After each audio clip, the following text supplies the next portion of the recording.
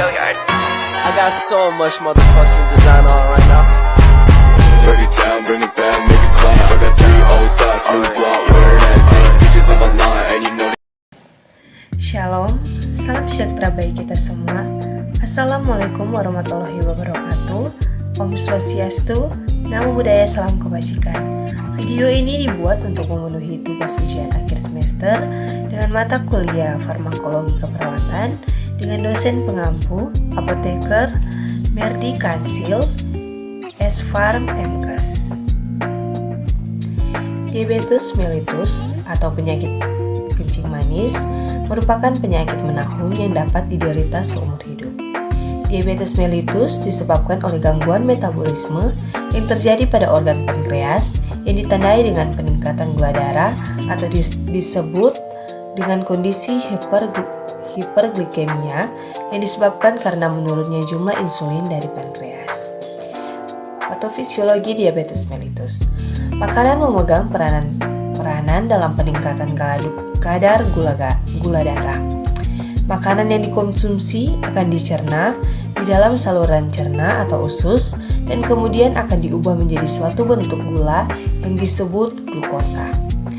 Gula diserap oleh dinding usus dan kemudian beredar di dalam aliran darah. Inilah sebabnya sesudah makan akan terdapat kenaikan kadar gula dalam darah. Gula tersebut akan didistribusikan ke sel tubuh.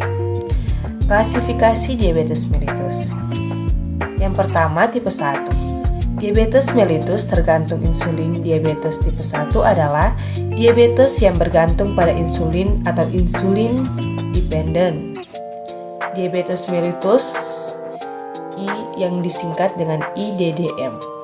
Diabetes ini berkaitan dengan ketidaksanggupan pankreas untuk membuat 13 insulin. Hal ini dikarenakan adanya kerusakan atau gangguan fungsi pankreas dalam menghasilkan insulin. Yang kedua, tipe 2. Diabetes tidak tergantung insulin. Diabetes tipe 2 adalah diabetes yang tidak bergantung pada insulin atau non-insulin dependent diabetes mellitus atau disingkat dengan NIDDM, di mana pankreas tetap menghasilkan insulin namun jumlah insulin tidak cukup. Yang ketiga, diabetes mellitus tipe gestional. Diabetes tipe ini ditandai dengan kenaikan gula darah pada masa kehamilan. Gangguan ini biasanya terjadi pada minggu ke-24 kehamilan dan kadar gula darah akan kembali normal setelah persalinan. Kemudian etiologi diabetes mellitus. Yang pertama, diabetes tipe 1. Menurut Mas Riyadi, diabetes tipe 1 disebabkan karena pankreas tidak dapat menghasilkan cukup insulin. Kekurangan insulin tersebut menyebabkan glukosa tetap ada di dalam aliran darah dan tidak dapat digunakan sebagai energi. Yang kedua, diabetes tipe 2. Etiologi utama diabetes tipe 2 adalah karena insulin yang dihasilkan oleh pankreas tidak mencukupi untuk mengikat gula yang ada dalam darah akibat pola makan atau gaya hidup yang tidak sehat. Kemudian terapi farmakologi dan non-farmakologi. Terapi farmakologi diberikan bersama dengan pengaturan makanan dan latihan atau gaya hidup sehat.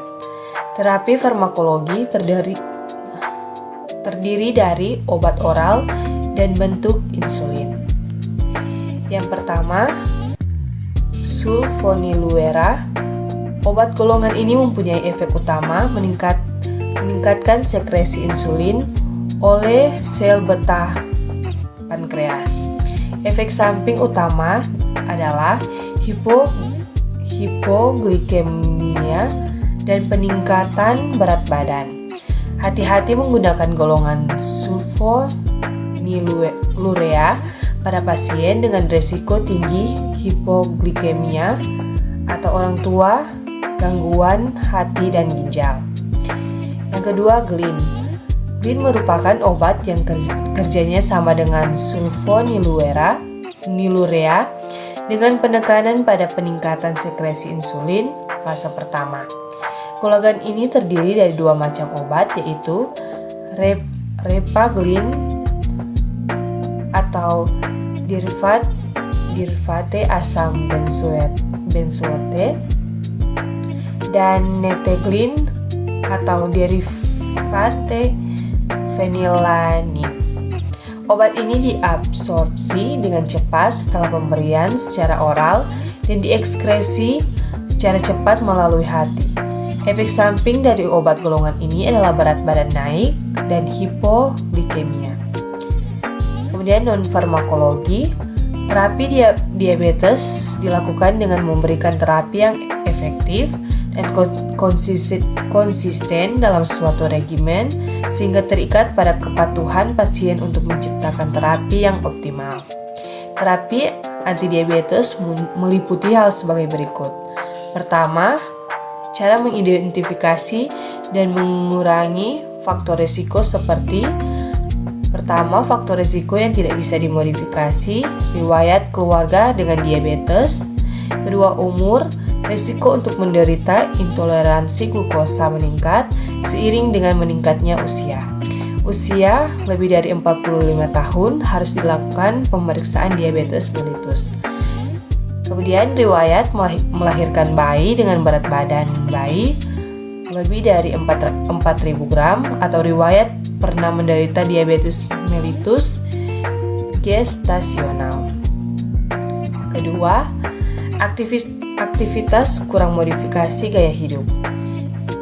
Yang pertama, program penurunan berat badan. Kedua, diet sehat. Ketiga, latihan jasmani.